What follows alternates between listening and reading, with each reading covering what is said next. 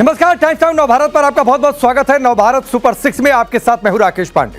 Cricket के मक्का कहे जाने वाले ऐतिहासिक लॉर्ड्स के मैदान से भारतीय क्रिकेट के लिए गौरवशाली और ऐतिहासिक खबर आई। ऐसी खबर है कि सीना गर्व से चौड़ा हो जाएगा। भारत की बेटियों ने इंग्लैंड की धरती पर वो कारनामा कर दिखाया जिसे सदियों तक याद रखा जाएगा। लॉर्ड्स के 142 साल के इतिहास में खेले गए पहले महिला टेस्ट मैच में टीम इंडिया ने इंग्लैंड को 270 रन से रौंद दिया, इतिहास रच दिया। आप सोचिए कितनी बड़ी जीत है। क्रिकेट के मैदान पर भारत की बेटियों, अंग्रेजों को उनके घर में ही घुसकर हमारी शेरनियों ने धूल चटा दी। इस जीत की इबारत लिखी वडोदरा की बेटी यास्तिका भाटिया ने, जिन्होंने लॉर्ड्स पर दुनिया का पहला महिला टेस्ट शतक जड़ ऑनर्स बोर्ड पर अपना नाम सुनहरे अक्षरों में दर्ज करा लिया और रही सही कसर निकाल दी बुंदेलखंड से निकली 22 साल की रफ्तार की सनसनी क्रांति गौड़। बाकी बची कुची कसर इन्होंने पूरी कर दी। अपनी घातक गेंदबाजी से इंग्लिश टीम की कमर तोड़कर रखी। आप अंदाजा लगाइए और लॉर्ड्स के इतिहास को याद करिए। और आप यह भी सोचिए कि जिस लॉर्ड्स के मैदान पर जीत हासिल करना हर टीम का सपना होता है, वहां पर भारतीय महिला टीम ने पहली बार में ही तिरंगा गाड़ दिया। आखिर कैसे मुमकिन हुई यह करिश्माई जीत? लॉर्ड्स के ऑनर्स बोर्ड पर कैसे चमका हमारी बेटियों का नाम? आज नवभारत सुपर 6 में आपको इसी गर्व की पूरी तस्वीर सामने रखेंगे, पूरी कहानी आपको बताएंगे। भारत ने मैच की चौथी पारी में इंग्लैंड के सामने जीत के लिए 457 रन का टारगेट रखा था। यह स्कोर बोर्ड पर स्कोर था कि इतना जीत के लिए बनाना है। लेकिन आप सोचिए कि पूरी की पूरी इंग्लिश टीम कितने रनों पर ढेर हो गई? सिर्फ 186 रन पर ढेर हो गई। 10 विकेट गिर गए, धुआं धुआं हो गया इंग्लैंड की टीम का। इंग्लैंड की तरफ से एमी जोन्स ने सबसे ज्यादा 54 रन बनाए। इतना कोई नहीं बना पाया इंग्लैंड की ओर से। भारतीय विकेटकीपर बल्लेबाज यास्तिका भाटिया पहली इनिंग में तो कुछ खास नहीं कर पाई थी, सिर्फ 12 रन बनाकर पैवेलियन लौट गई थी, यानी आउट हो गई थी। लेकिन दूसरा इनिंग आया तो उन्होंने ऐसा इतिहास बनाया जिसे भारतीय महिला क्रिकेट में हमेशा याद रखा जाए। दूसरी इनिंग में शानदार शतक जड़ा, क्रिकेट के इतिहास के सुनहरे पन्नों में अपना नाम दर्ज करवा लिया। और यह नाम इसलिए दर्ज हुआ क्योंकि लॉर्ड्स के मैदान पर पहले महिला टेस्ट क्रिकेट में किसी महिला क्रिकेटर का यह पहला टेस्ट शतक। इंग्लैंड की पहली पारी में 5 विकेट लेने वाली भारतीय तेज गेंदबाज क्रांति गौड़ के नाम भी बड़ा रिकॉर्ड दर्ज हो गया। वो अब इस प्रतिष्ठित मैदान पर 5 विकेट लेने वाली दुनिया की पहली महिला गेंदबाज बन गई। उत्तराखंड की एक बेटी है स्नेहा राणा। इन्होंने इंग्लैंड की पहली पारी में 2 बल्लेबाजों को पैवेलियन भेजा और दूसरी पारी में कमाल की गेंदबाजी करते हुए कुल 4 विकेट लिए। भारत की सलामी बल्लेबाज स्मृति मंधाना की बातचीत करें, इन्होंने भी शानदार प्रदर्शन किया। दोनों पारियों में अर्धशतक जड़ा। उन्होंने पहली पारी में 108 गेंदों में 11 चौकों और 1 छक्के की मदद से 83 रन बनाए। इसके बाद दूसरी पारी आई तो भी बल्ला चला, 130 गेंद खेल डाली, 70 रन बनाए। आप सोचिए कि भारतीय बेटियों ने लॉर्ड्स के मैदान पर क्या करिश्मा किया है और किस तरीके से इंग्लैंड जो कहता है कि क्रिकेट हम ही जीते हैं, वहां पर किस तरीके से भारत की बेटियों ने अपना परचम लहरा दिया। भारतीय विकेटकीपर बल्लेबाज यास्तिका भाटिया ने इंग्लैंड के खिलाफ लॉर्ड्स के ऐतिहासिक मैदान पर शानदार शतक जड़कर इतिहास रच दिया। यास्तिका के नाम एक अनोखा रिकॉर्ड दर्ज हो गया है, इसके बारे में भी आपको बताते हैं। तो लॉर्ड्स क्रिकेट ग्राउंड पर टेस्ट शतक लगाने वाली दुनिया की पहली महिला क्रिकेटर बन गई। आज तक किसी महिला क्रिकेटर ने लॉर्ड्स के मैदान पर टेस्ट मैच में शतक ही नहीं मारा है। उन्होंने दूसरी पारी में नंबर 3 पर बल्लेबाजी करते हुए बेहतरीन 113 रन बनाए। यास्तिका ने कुल 158 गेंदों का सामना किया। अपनी पारी में 14 शानदार चौके उन्होंने लगाए। उनकी इस पारी की बदौलत भारत ने इंग्लैंड के सामने रखा स्कोर 457 रन का टारगेट, जिसके आधे तक भी नहीं पहुंच पाई इंग्लैंड की टीम। इस शतक के साथ यास्तिका भाटिया का नाम हमेशा के लिए लॉर्ड्स के प्रतिष्ठित ऑनर्स बोर्ड पर दर्ज हो गया। दरअसल लॉर्ड्स का ऑनर्स बोर्ड क्या है? वह है क्रिकेट की दुनिया के सबसे प्रतिष्ठित सम्मानों में से, जो लंदन के ऐतिहासिक लॉर्ड्स क्रिकेट ग्राउंड के ड्रेसिंग रूम में लगी लकड़ी की पट्टिकाएं हैं, यानी बोर्ड लगा हुआ है। और उस पर जो इतिहास बनाते हैं, जो बड़ी उपलब्धियां होती हैं, या फिर वो खिलाड़ी जिन्होंने कुछ असाधारण कर दिया, उनका नाम उस पर दर्ज कर दिया जाता है। तो इसी बोर्ड पर भारत की बेटी का नाम दर्ज हो चुका है। इस बोर्ड पर लॉर्ड्स के मैदान पर टेस्ट मैच, एक दिवसीय और T20 अंतर्राष्ट्रीय मैचों में असाधारण प्रदर्शन करने वाले खिलाड़ियों के नाम सुनहरे अक्षरों में लिखे जाते हैं और वहीं पर लिखा हुआ है भारत की बेटी का। गुजरात के वडोदरा में जन्म हुआ यास्तिका का। भारतीय दिग्गज स्मृति मंधाना और पूर्व ऑस्ट्रेलियाई विकेटकीपर एडम गिलक्रिस्ट को यह अपना आदर्श मानती है। घुटने की गंभीर चोट के चलते 2025 के महिला वनडे वर्ल्ड कप से बाहर हो गई थी। क्योंकि इंजरी थी। इसके बाद उन्होंने इस दौरे पर अपनी दमदार वापसी की।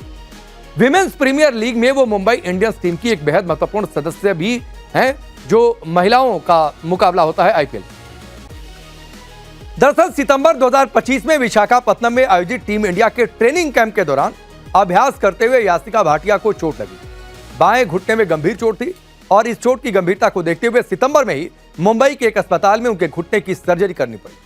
जिसके बाद उन्होंने सोशल मीडिया पर क्या लिखा था वो आपको बताता हूं। लिखा यह था कि मेरा सारा ध्यान जल्द से जल्द फिट होकर वापसी करने पर है, और अब उन्होंने ऐसी वापसी कर दी है जिसे दुनिया कभी भूल ही नहीं पाएगी, हमेशा याद रखेगी।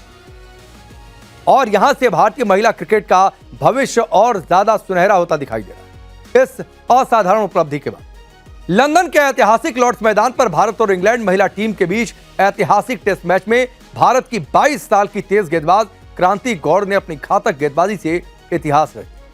क्रांति गौड़ लॉर्ड्स के 142 साल के टेस्ट इतिहास में एक पारी में 5 विकेट लेने वाली, यानी 5 विकेट हॉल कंप्लीट करने वाली दुनिया की पहली महिला गेंदबाज बन गई। इंग्लैंड की पहली पारी में 17 ओवर्स में 37 रन देकर 5 विकेट झटका, जिसमें 7 मेडन ओवर शामिल थे।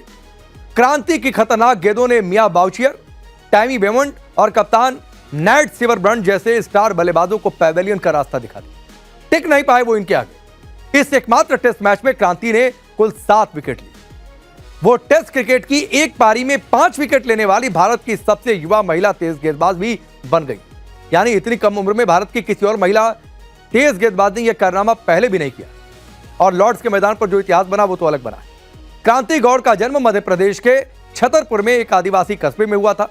कहा जाता है कि वो बचपन में अपनी गली और घर के सामने मैदान पर लड़कों के साथ टेनिस बॉल से क्रिकेट खेलती थी। क्रांति का जन्म बेहद गरीब परिवार में हुआ। उनके पिता एक पूर्व पुलिस कांस्टेबल हैं और घर का खर्च चलाने में जाहिर सी बात है दिक्कत होती होगी। इसके बावजूद उनकी मां ने अपनी ज्वेलरी बेचकर क्रांति को क्रिकेट किट दिलाई थी। लेकिन आज वो माता पिता का त्याग सफल हो गया।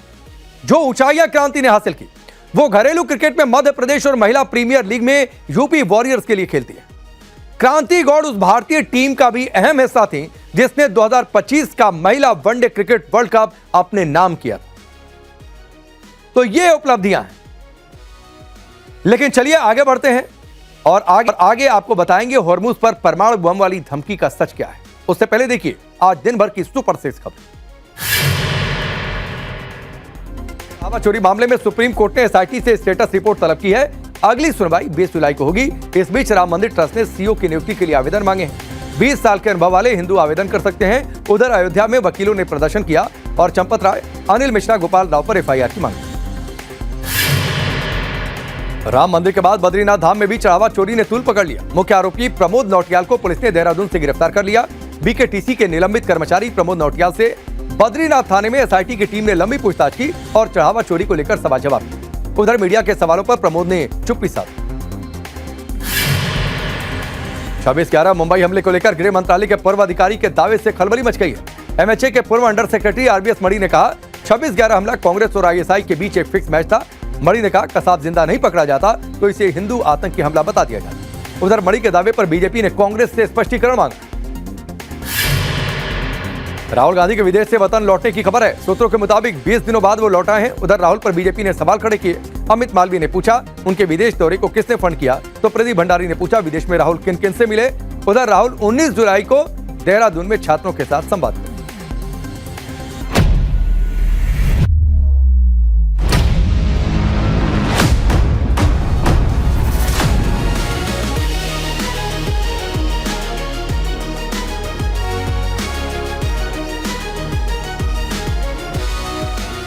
और चलिए नवभारत सुपर 6 में आगे बढ़ते हैं। बात अब दूसरी स्पेशल स्टोरी की करते हैं और दूसरी स्पेशल स्टोरी है ईरान और अमेरिका के बीच बारूदी जंग।